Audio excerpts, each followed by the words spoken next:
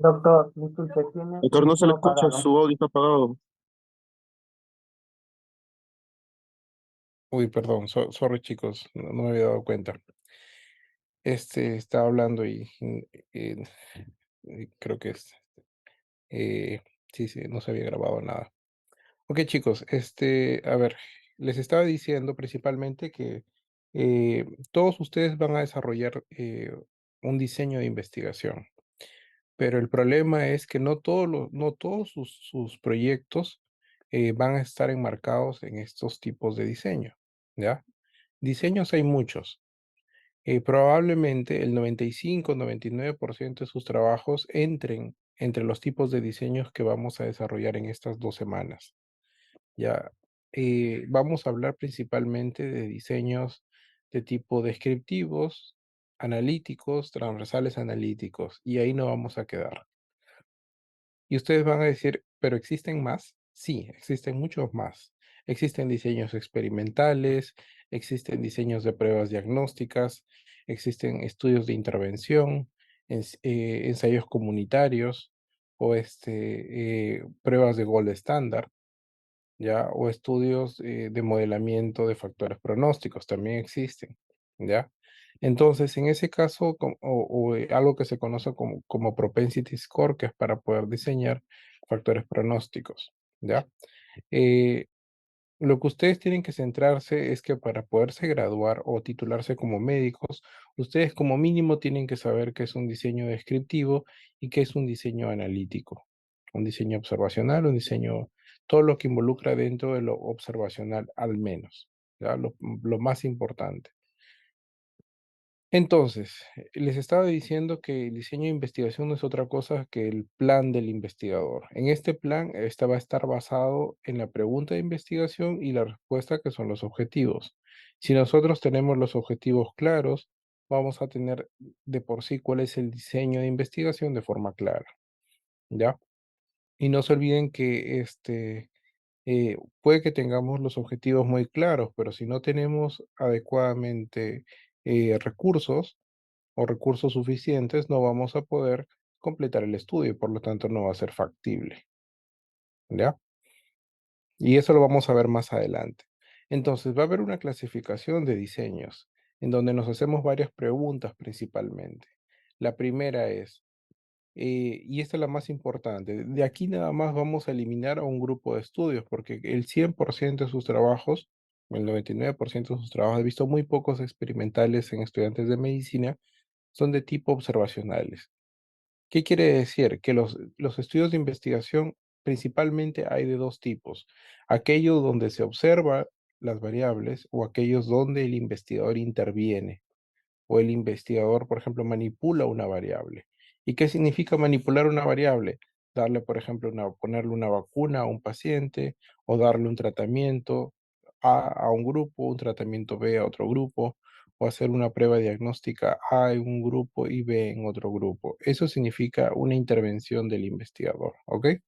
Entonces, los estudios principalmente se clasifican de acuerdo al rol del investigador en observacionales y experimentales. Observacionales cuando simplemente el investigador observa el proceso, observa las variables, y de intervención cuando el investigador expone o manipula una variable, ¿ya? Por ejemplo, una vacuna, un tratamiento, una prueba diagnóstica, una intervención educativa, etcétera. ¿Ya? Entonces, vamos a ver lo clásico de que hay una intervención y luego de esta intervención va a haber un efecto, ¿ya? Ok, entonces, de acuerdo a cómo se plantea la pregunta o qué es lo que plantea la pregunta, vamos a clasificar los estudios en estudios descriptivos cuando no hay un grupo comparador o control, simplemente es como tomar una foto del momento, y estudios analíticos. En los estudios analíticos yo comparo. ¿Ya? Tengo un antes y un después. Entonces, lo clásico que ustedes han visto, por ejemplo, en sus trabajos, es que algunos de ustedes simplemente van a describir un grupo de pacientes. Van a haber muy pocos alumnos que de repente van a comparar dos grupos, un grupo de expuestos y un grupo de no expuestos. Ya, en ese caso se llama analítico, pero ustedes me han escuchado decir muchas veces, o hablar sobre los estudios transversales analíticos. Es un grupo, es una nebulosa que está acá justo al medio. ¿Qué significa? Que es un estudio descriptivo, pero que tiene características de un estudio analítico. ¿Qué quiere decir eso? De que logra evaluar algunas variables de forma transversal, ¿ya? O logra hacer comparaciones dentro de estas descripciones. Ya, eso sería un estudio transversal analítico, pero eso lo vamos a ver más adelante. Ahora, dependiendo de cómo se va a seguir a los sujetos, si simplemente es una foto del momento, yo voy a decir que es un estudio transversal. Pero si yo tengo varias mediciones en los sujetos, o sea, empiezo a medirlo, empiezo a evaluar al sujeto hoy, lo vuelvo a evaluar en un mes, lo evalúo en 6 meses, eso se convierte en un estudio longitudinal. ¿Ok? Entonces, a eso se le llama una cohorte o un casos y controles. Mejor dicho, los estudios longitudinales principalmente le pertenecen a los estudios analíticos. ¿Ya? Mientras que los estudios transversales, que son una foto del momento, le pertenecen a los estudios descriptivos, principalmente. Entonces, por ejemplo, si yo les voy a decir en este ejercicio, en este momento estoy observando la lista de los que están en la clase y puedo decir que solamente el 60% de los alumnos están en la clase. Y de ese 60%, la mayoría, al parecer la mayoría son mujeres, vamos a decir 60% de los que están en la clase son mujeres, 40% de los que están en la clase son hombres. Otra cosa que puedo observar es que solamente 3, 4, 5, podría decir un 40% tienen fotografía en su foto, en su perfil del Zoom, el resto no lo tiene, y que adicionalmente puedo decir que la mayoría tienen dos nombres, eh, y dos nombres como, como parte de lo que aparece acá en Zoom. ¿Ok? Entonces, si se dan cuenta, he hecho una pequeña descripción de un grupo.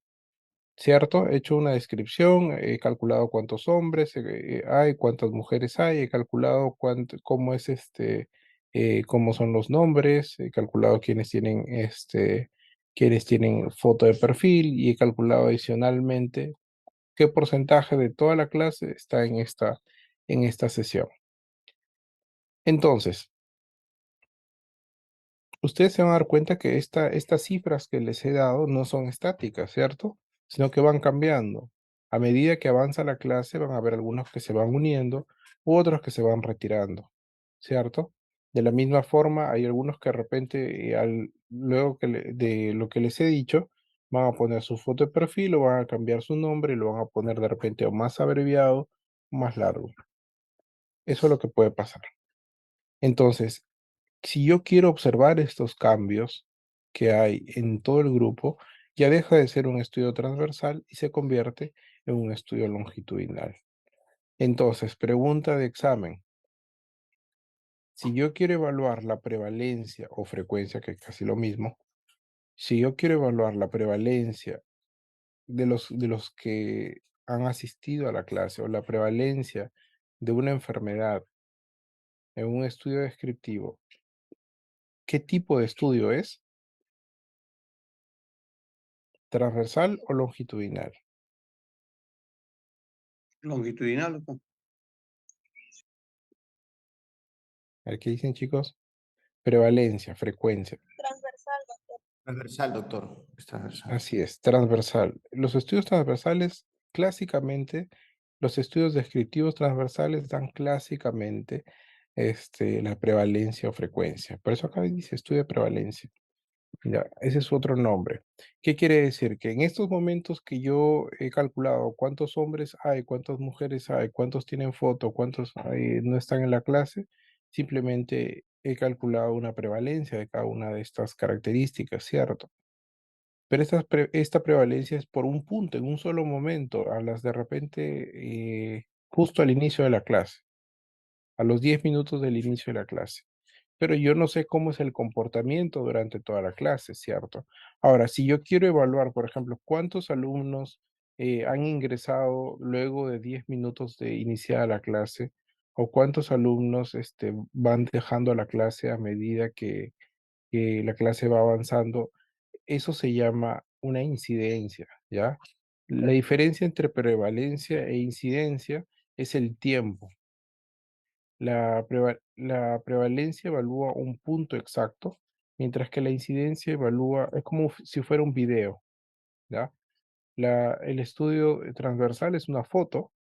Yo tomo una foto ahorita y prácticamente inmortalizo este momento, mientras que un estudio de incidencia es como si fuese un video, donde yo puedo observar quiénes van apareciendo, quiénes van dejando, quiénes van saliendo de la cámara, o qué características se van moviendo.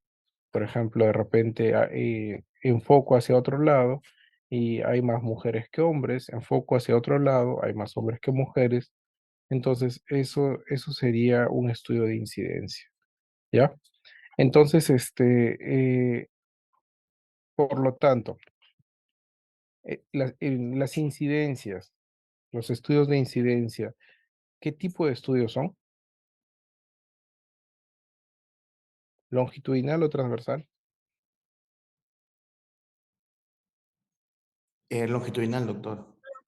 Son longitudinales, ok, perfecto. Entonces, eso les va a venir en el examen, siempre es una pregunta clásica. ¿Qué tipo de estudios son transversales y qué tipo de estudios? Obviamente no les viene directamente para que ustedes pongan eso, les pongo un caso, por ejemplo. Imagínense, quiero calcular cuántos casos nuevos de dengue han aparecido en la ciudad de Ica durante los últimos 6 meses. ¿Qué tipo de estudio, qué tipo de estudio es? ¿Cuántos casos nuevos de dengue han aparecido durante los últimos 6 meses? Eso es transversal, doctor. Les estoy dando una característica que es importante, les estoy diciendo tiempo. Entonces, si hay tiempo, significa que es como un video. Hay casos que van apareciendo. Algunos aparecieron en enero, otros aparecieron en febrero, otros aparecieron en, no sé, en julio. ¿Me entienden? Entonces les estoy dando tiempo. Cada vez que hablo de tiempo es incidencia, ¿ya? Ahora, ¿qué pasa si yo quiero calcular el nivel de depresión en estudiantes de medicina, eh, el nivel de depresión de estudiantes de medicina en el 2024? ¿Eso es transversal o es longitudinal?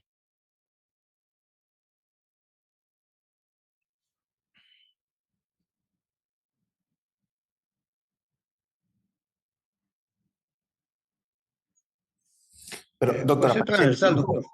No puede ser. Eh, Doctor, sí, hola.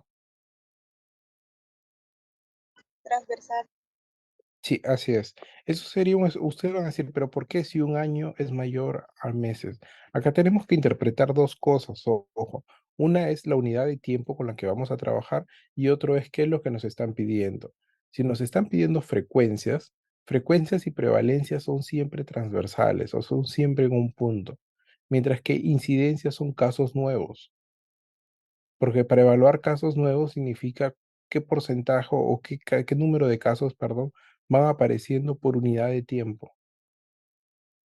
Si yo le digo a ustedes cuál es la incidencia de cáncer, la incidencia de cáncer de estómago en el año 2023, o cuál fue la incidencia de cáncer de estómago en el año 2023, ¿qué tipo de estudio fue? ¿Transversal o longitudinal?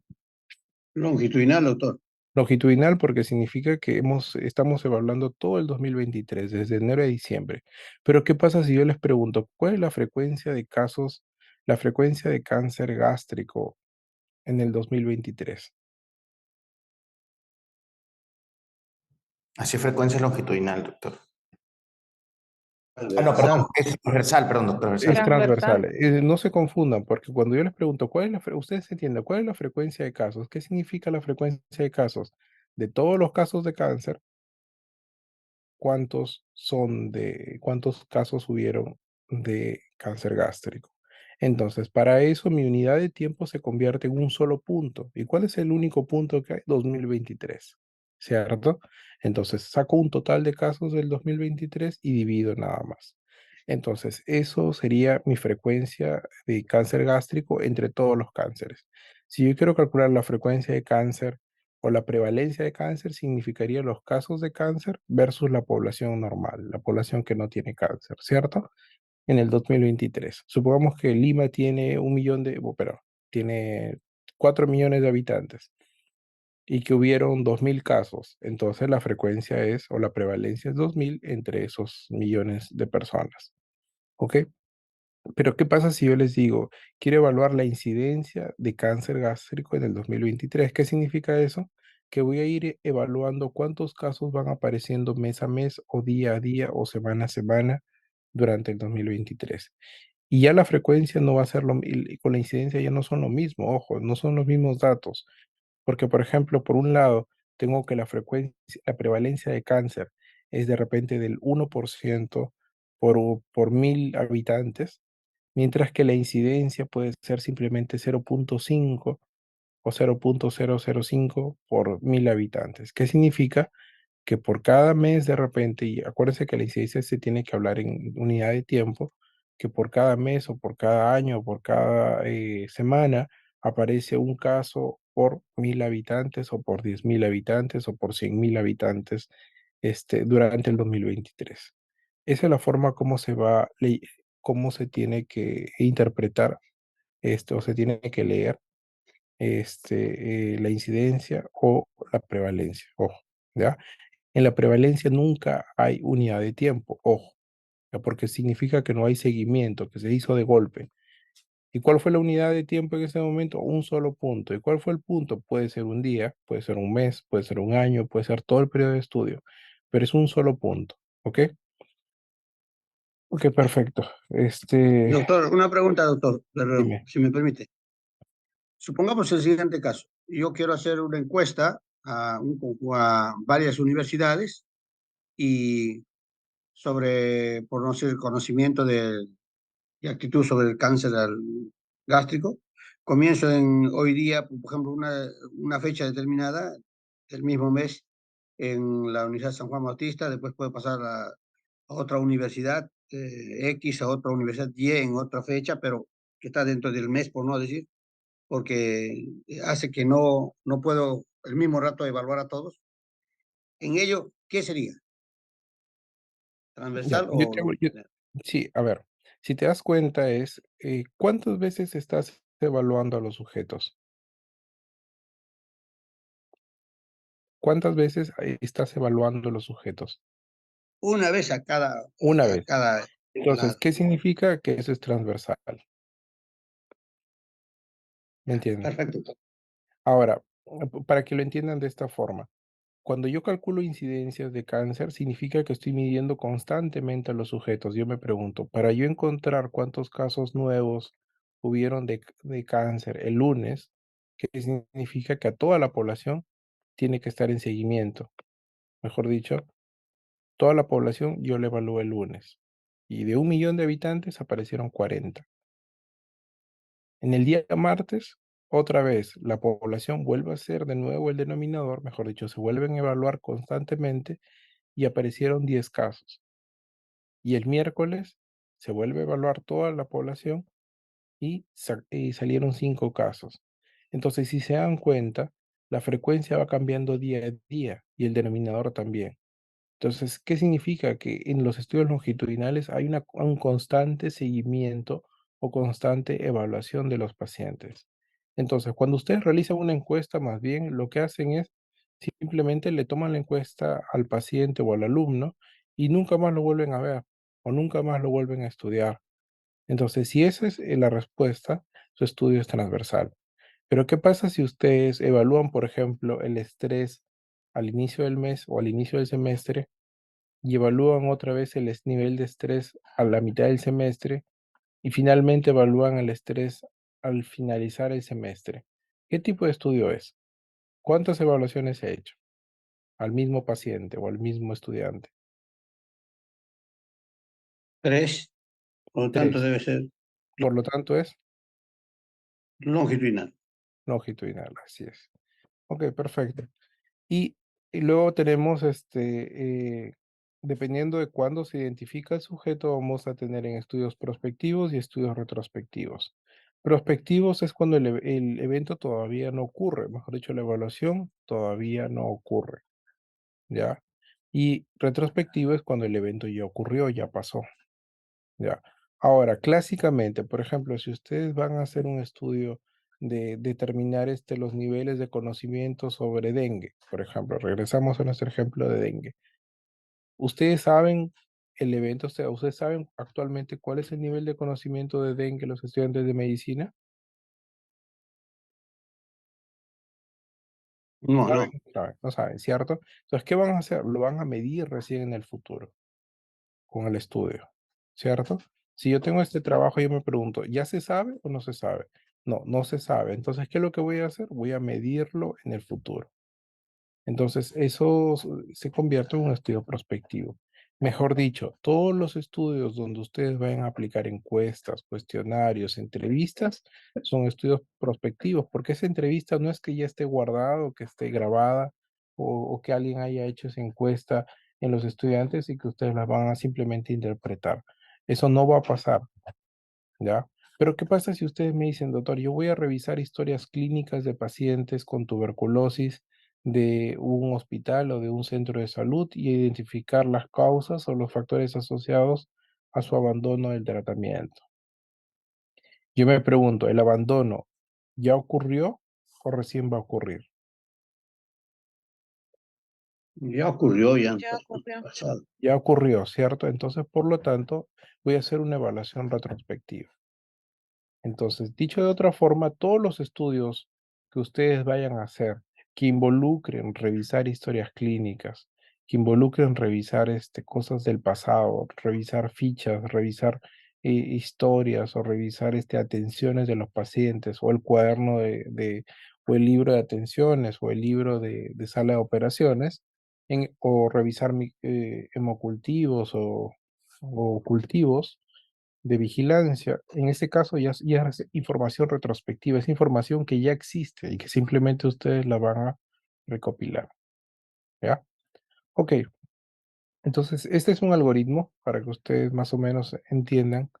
Ya esto lo hemos conversado y les estaba diciendo que ustedes se preguntan primero, en mi estudio, ¿voy a realizar alguna intervención? ¿Voy a manipular alguna variable? El 99%, por no decir el 100%, es no, ¿cierto? Entonces, todo lo que sea experimental nos olvidamos. ¿Por qué? Porque simplemente esto tiene que ver con manipulación o principalmente en medicina es medicamentos. Yo doy el medicamento A un grupo y doy el medicamento B a otro grupo y después comparo, ¿ya? Entonces, los estudios experimentales tienen dos características principalmente. Una es la manipulación, ¿ya? Y va a depender la segunda característica de qué tipo de estudio es. Si es que hay una asignación aleatoria, se va a llamar un ensayo clínico controlado, aleatorizado y controlado. Si es que no existe comparación o no existe eh, randomización, mejor dicho, los grupos han sido puestos de forma, por conveniencia, en ese caso ya se deja de llamar estudio, ensayo clínico y se pasa a llamar estudio cuasi experimental, ¿ya? Porque si bien existe una intervención, esta intervención no ha sido aleatoria. Entonces, nos olvidamos un poco de los estudios experimentales por ahora, porque nosotros vamos a trabajar principalmente con estudios descriptivos y estudios analíticos, ¿cierto? Entonces, lo primero que me tengo que preguntar es, ¿existe un comparador en en mi estudio? Mejor dicho, a ver, quiero evaluar alumnos que consumen café y alumnos que no consumen café, o quiero evaluar madres con depresión, gestantes con depresión y gestantes sin depresión. Si en ese caso la respuesta es sí, o sea, yo tengo dos grupos para evaluar, se convierte en un estudio analítico. Ese es el motivo por lo que la universidad siempre les estaba pidiendo estudios analíticos, porque los estudios analíticos tienen un poco más de evidencia, pero como se dan cuenta necesitamos dos grupos. Entonces el solo hecho de tener dos grupos vuelve todo estudio un poco más complejo, ¿ya? Mientras que en los estudios descriptivos solamente hay una sola población a estudiar. Entonces, la universidad, por ejemplo, casos clínicos ustedes no pueden utilizar para graduarse. Series de casos tampoco, pero estudios transversales ya pueden, pero tienen que ser un poco complejos. Entonces, existe una categoría intermedia, por no decirlo un poco más avanzada, que se conoce como estudios transversales analíticos, que tienen características de estudios descriptivos y características de estudios analíticos. ¿Qué quiere decir? Que existe comparación, pero es un solo grupo. ¿Y cuándo pasa esto? Cuando hemos conversado, por ejemplo, de factores asociados a la depresión en estudiantes de medicina. Qué van a hacer ustedes? Imagínense, vamos a hacer el diseño de ese estudio. He dicho factores asociados a la depresión en estudiantes de medicina. Entonces, si este es el conjunto de estudiantes de medicina, yo voy a subdividir a la población de forma imaginaria y voy a tener alumnos con depresión y alumnos sin depresión. Entonces usted me va a decir, doctor, pero acá hay dos grupos. No, acá hay un solo grupo, ¿cierto? Entonces, si hay un solo grupo es descriptivo. Si es que yo desde el inicio hubiese separado depresión y sin depresión, eso sería un estudio analítico. Pero no, yo he trabajado desde el inicio con un solo grupo y luego de hacer este grupo empiezo a preguntarme algunas características, como por ejemplo, el género. Si es que son hombres o mujeres, ¿tiene que ver con la depresión? Segundo, el nivel socioeconómico tiene que ver con la depresión. Entonces, para poder hacer estas comparaciones, pues, o responder estas preguntas y evaluar que realmente o significativamente esté asociado el nivel económico o el sexo con la depresión, voy a comparar el porcentaje de hombres y el porcentaje de mujeres de este grupo con este grupo. El porcentaje de alumnos con un nivel socioeconómico bajo con depresión versus el porcentaje de alumnos con un nivel socioeconómico bajo que no tienen depresión. Entonces ustedes me van a decir, doctor, pero usted está haciendo comparaciones acá, comparaciones con dos grupos, pero no, estos grupos los he creado virtualmente dentro de un solo grupo. Entonces, este tipo de estudio, que es, por no decirlo, es la mayoría de sus estudios, está acá, está en medio. Y es lo que yo les aconsejo que ustedes hagan. ¿Por qué? Porque clásicamente para titularse como médico se necesita un estudio analítico y los estudios descriptivos históricamente han sido descartados. Pero ahora con esta modificación ustedes pueden convertir su estudio descriptivo en un transversal analítico y pueden hacer comparaciones. Y por lo tanto su estudio aumenta su evidencia, como ustedes pueden ver acá, y ustedes pueden titularse también. ¿Ok? Listo. Vamos a ir pasando. Esto ya hemos seguido conversando. Ustedes no pueden utilizar nada de esto para graduarse. Esto ustedes lo han visto en redacción, pero sí pueden utilizar un transversal analítico porque es mejor que un estudio descriptivo. ¿Cierto? Tiene mayor evidencia. Es un poco menos factible porque implica un poco más de población, pero obviamente es mucho menos que tener que hacer un trabajo de cohortes o un estudio de casos y controles que debería ser lo ideal. Eso no significa si alguno de ustedes quiere utilizar un caso de cohorte, un estudio de cohortes, puede hacerlo, ¿ya? Pero como ya se imaginan, hay seguimiento. Entonces, esto ya habíamos conversado, los estudios descriptivos describen frecuencia y prevalencia y características de una población, ¿ya? Entonces, la epidemiología está basada principalmente en estudios descriptivos. ¿Qué es lo que yo voy a definir? ¿Cuándo, dónde, quién, cómo? ¿Ya? Entonces, por ejemplo, si yo quiero hablar de los primeros casos de COVID, tengo que ver sus características clínicas, demográficas, epidemiológicas, durante qué tiempo se presentaron, procedencia de esos pacientes, etcétera.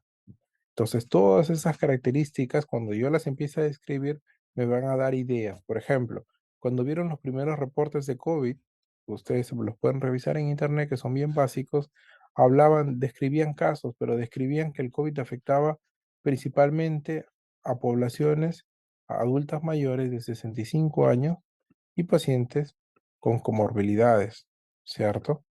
Entonces, estas primeras hipótesis de que afectaba principalmente a mayores de 65 años con comorbilidades nos llevó a la conclusión, nos permitió eh, luego hacer estudios para confirmar que estos factores eran considerados factores de riesgo.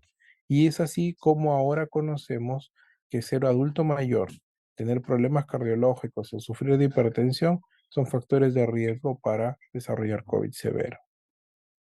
Entonces, los casos clínicos es la evidencia más básica, esto ustedes ya lo han llevado en redacción.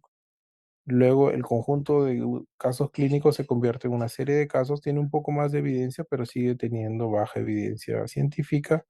Entonces, pero nos puede dar luces iniciales sobre una entidad, pero es lo favorito para enfermedades raras, ¿ya? Esto ya les he comentado, los estudios transversales principalmente son estudios de prevalencia que nos permiten calcular la frecuencia de una enfermedad, ¿ya? Y tenemos los clásicamente descriptivos y los transversales analíticos. El ejercicio que les estaba comentando, donde subdividía la población de forma virtual, es un estudio transversal analítico, donde de forma virtual, por decirlo así, logro separar a los que tienen la enfermedad o los que no tienen la enfermedad y evaluar simultáneamente factores asociados o exposiciones asociadas, ¿ya? Como un artificio principalmente. Ok, entonces, como les dije, los estudios transversales principalmente me sirven para calcular la frecuencia o prevalencia de una enfermedad y yo puedo utilizar los estudios transversales analíticos para evaluar simultáneamente factores asociados que puedan estar relacionados. Ustedes me van a decir, pero esos factores asociados son reales, no lo sabemos. Simplemente es una estimación, ¿ya? Yo puedo decir, por ejemplo, que la enfermedad está más asociada a mujeres o que está más asociada a hombres, pero tendría que hacer un siguiente nivel, o sea, un estudio analítico para confirmar realmente que el género es el que está relacionado a la enfermedad, ¿ya? Entonces, las enfermedades crónicas se evalúan mejor con estudios transversales. Por ejemplo, la hipertensión, la diabetes, se evalúan mejor con esto. Las enfermedades de corta duración no son adecuadas. Por ejemplo, si yo quiero hacer un estudio transversal de COVID, no voy a poder porque hoy 50 personas tienen COVID, mañana 30. El siguiente mes, una persona. 2 meses más, 1000 personas. Como se dan cuenta, la prevalencia de COVID va cambiando día a día. Entonces, no son adecuados en los estudios de COVID hacer estudios transversales, sino estudios longitudinales, porque tienen un periodo de duración mucho más largo, mucho más corto, perdón. ¿Ya? Entonces, esto era más o menos lo que les decía, los estudios de corte transversal este, tenemos la población y de forma virtual yo estoy dividiendo la población entre expuestos o no expuestos o personas con el evento o sin el evento y respectivamente evalúo si es que tienen factores de riesgo o no. Y esto les decía yo en el ejemplo, tengo los estudiantes de medicina acá, tengo un grupo con depresión y un grupo sin depresión y dentro de ellos me pregunto, ¿cuántos son hombres y mujeres?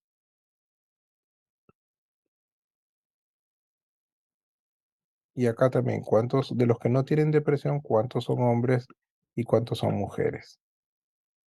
Entonces, existe una asociación que se llama la razón de nomios o razón de prevalencia, y yo simplemente divido a las personas que tienen el factor de riesgo sobre el total de la gente que tiene el evento, o sea, hombres entre los que tienen depresión,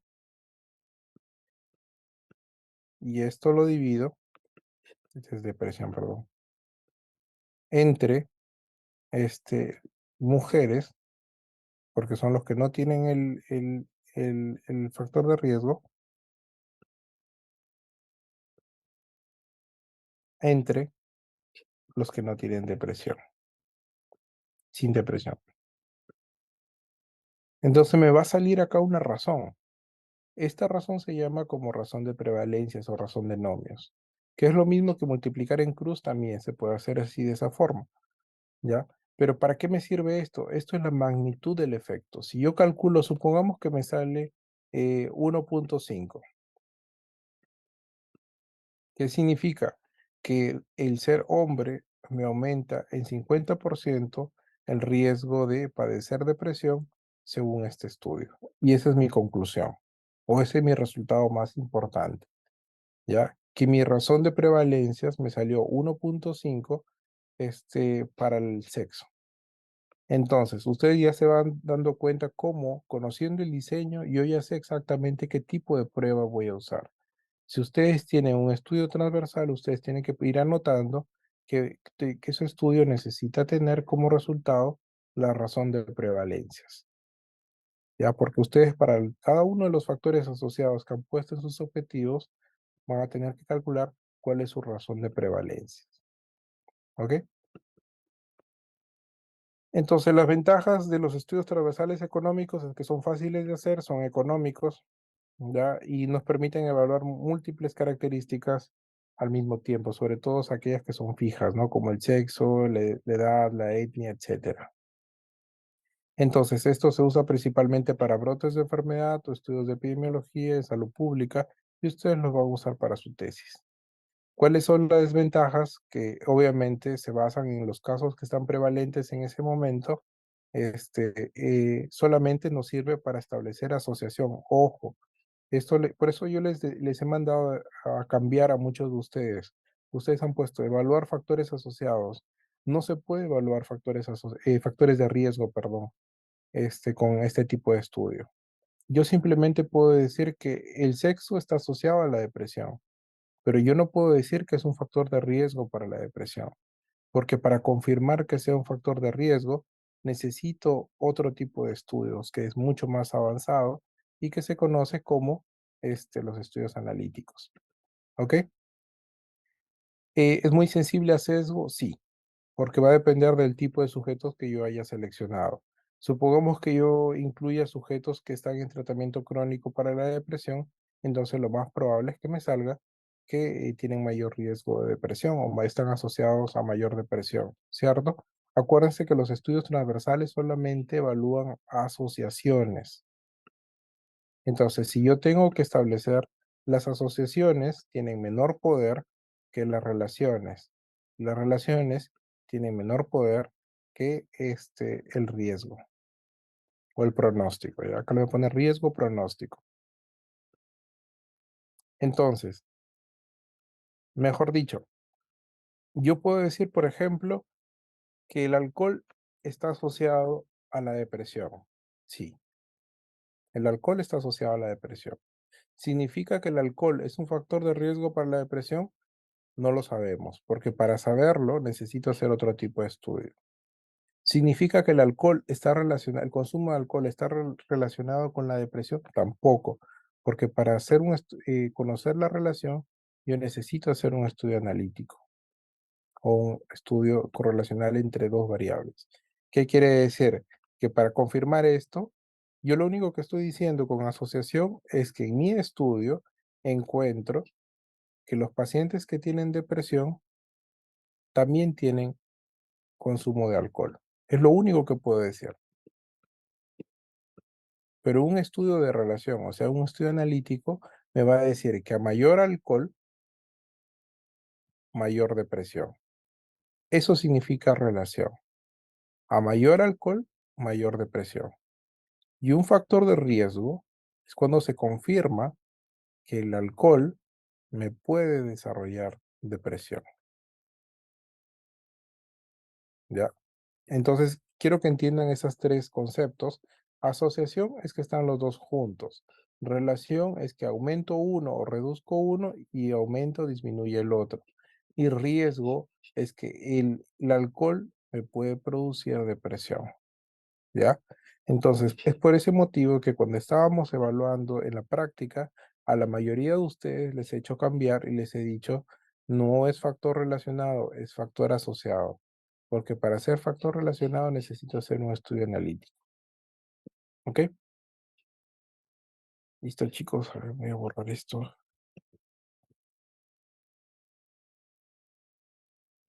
Esos más o menos son los sesgos. Esto lo voy a dejar para que lo lean para poder avanzar un poco más. Esos son todos los sesgos que pueden ocurrir. Sesgo de eventos, sesgo de exposición, sesgo de memoria, sesgo de cortesía, sesgo de vigilancia. ¿Qué es lo habitual con estos estudios? Y los estudios que utilizan, por ejemplo, encuestas o, o cuestionarios, el sesgo de cortesía. ¿Qué quiere decir? Que cuando te dan una encuesta, tratas de complacer al encuestador. ¿Ya? Lo otro que con estudios retrospectivos es el sesgo de memoria, que quiere decir que si yo le pregunto a una persona cómo era su niñez, lo más probable es que haya solamente se acuerde de lo más bonito y lo más traumático, este, eh, que se acuerden principalmente lo más traumático porque es lo que más huella deja, pero lo más bonito, o algún factor de menos importancia simplemente no se acuerden, ¿ya?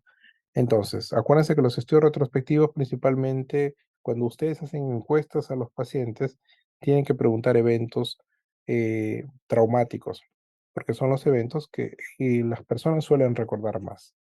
Por ejemplo, si alguien se accidentó en un carro cuando era niño, lo más probable es que se acuerde de ese factor a que si tomaba leche de vaca o leche de soya o leche materna durante la infancia, porque probablemente ese aspecto, como es cotidiano, ni siquiera se acuerde, ¿ya? Ese es para que ustedes al momento de que vayan a diseñar sus estudios. Entonces, lo típico de los estudios transversales es que me pregunten, ¿cuáles son las características de una enfermedad? ¿Qué tan frecuente es? ¿Qué porcentaje de pacientes presentan esto? Y lo mismo, ¿qué porcentaje de alumnos presentan depresión? ¿Cuál es la frecuencia de depresión? Entonces, esto es lo más básico. Pero como les dije, a ustedes les he hecho agregar qué factores asociados o cuál es la frecuencia de esta enfermedad y cuáles son sus factores asociados. Mejor dicho, hemos dado un step o un paso un poquito más adelante para poder convertirlos en transversales analíticos. ¿Ok? Y esto es lo clásico de un transversal analítico. Ustedes, como les dije, dividimos a la población entre personas con la enfermedad y personas sin la enfermedad, y dentro de ellas vamos a definir quiénes tienen el factor de riesgo y quiénes no tienen el factor de riesgo. Y vamos a hacer simplemente una multiplicación en cruz para calcular la razón de prevalencias. Y de esa forma vamos a ver si es que, por ejemplo, el factor estaba asociado o no estaba asociado a la enfermedad. Entonces, esto es lo mismo de asociación, para que ustedes se den cuenta. Dormir mucho o dormir poco está asociado o aumenta el riesgo de sufrir enfermedades crónicas como hipertensión. ¿Qué dicen ustedes? Pues al revés. Si yo duermo poco, ¿tengo mayor riesgo de desarrollar hipertensión? O si yo tengo hipertensión, suelo dormir menos o tengo tendencia a dormir menos. ¿Cómo creen ustedes que es? Es inversa, profe. Ya. Mejor dicho, yo puedo resolver esto con un estudio transversal. El estudio transversal simplemente me va a decir que dormir poco está asociado a hipertensión. Ya. Y probablemente lo único que me va a poder determinar es, ¿existe asociación entre las alteraciones del sueño con las enfermedades crónicas? Es lo único que me va a poder decir mi estudio. Pero yo no sé finalmente si es la hipertensión la que me ocasiona el trastorno del sueño o es el trastorno del sueño el que me ocasiona hipertensión. Entonces, para poder determinar eso, yo ya necesito ir al último step. Y el último step o el último paso es los factores de riesgo. Entonces, yo ahí ya tengo que ubicar y poder determinar cuál de estos es el que manda la direccionalidad. Mejor dicho, eso ya lo logro con los estudios analíticos. ¿Ya? Entonces, por ejemplo, ustedes siempre van a encontrar el término están asociados, ¿ya? Asociación, porque los estudios transversales solamente pueden evaluar asociación. Ojo, ¿ya? Este es otro tipo de estudio transversal analítico. Tengo pacientes sin antibiótico previo y con antibiótico previo y que hayan desarrollado acné resistente a antibióticos. Ya, esto también acá me dicen es un estudio transversal, ya, y dentro de las conclusiones es acá ustedes van a ver el término asociación. Esperen un ratito para encontrarlo.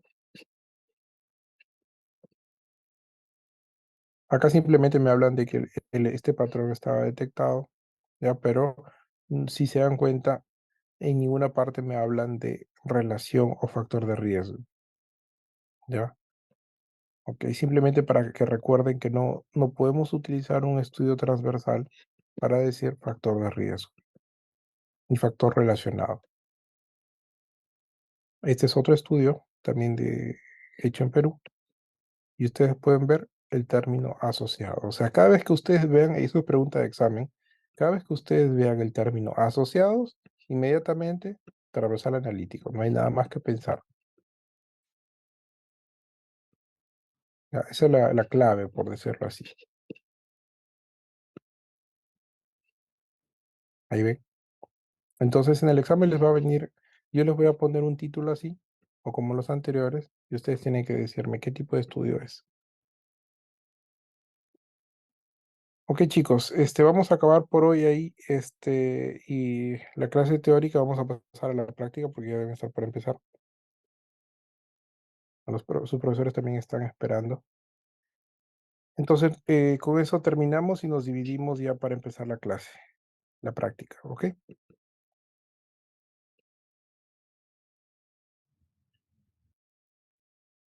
Nos vemos, doctor. Listo, nos vemos, chicos.